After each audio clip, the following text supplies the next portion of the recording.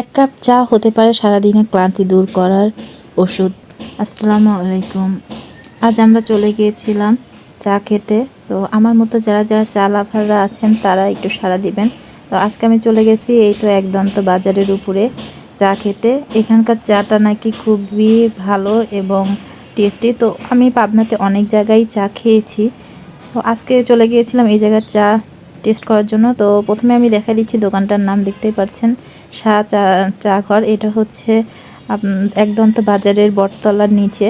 তো এ যে কেউ একদন্ত বাজারে এসে বটতলা চা দোকান বললেই দেখাই দিবে।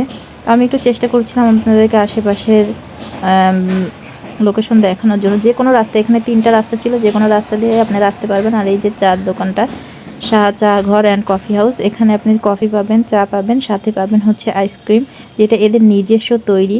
তো এর জন্য আমি এখানে গেছিলাম যে দেখা যাক এখানকার চাটা আজকে আমি টেস্ট করব কেমন লাগে। অন্য একদিন ট্রাই করব এখানকার চাটা। তো অবশেষে এই যে চাটা আমার হাতে চলে এলো।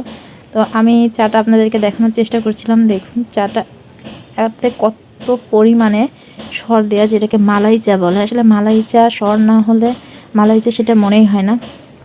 তো এই তো আমি চা খাওয়া শুরু করছি।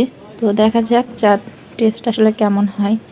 তো এই চার আমি একটা কথাই বলবো যে দেখুন আমি যতটুকু করছি, তো শুধু সর আর সর, যেটা দুধের সর বলে। তো এখানে আমি জিজ্ঞেস করলাম, তো উনিরা বলে যে আমাদের এই দুধ অন্তত 2-3 দিন আগে জাল দিয়ে, আমরা 2-3 দিন ধরে জাল দেওয়ার পরে যে শটটা আসে আমরা সেই শট থেকে হচ্ছে শুরু করি চা বানানো। তো আমি একটু চেষ্টা করছিলাম ভেতরের অবস্থানটা দেখতে, যদিও স্টলটা খুব বেশি সুন্দর বলবো না, ভিতরে ফাঁকা স্পেস। তো এখানে নাকি বিকাল হলে লোক দাঁড়ানোর জায়গা পাওয়া যায় না, এত পরিমাণ লোক হয়।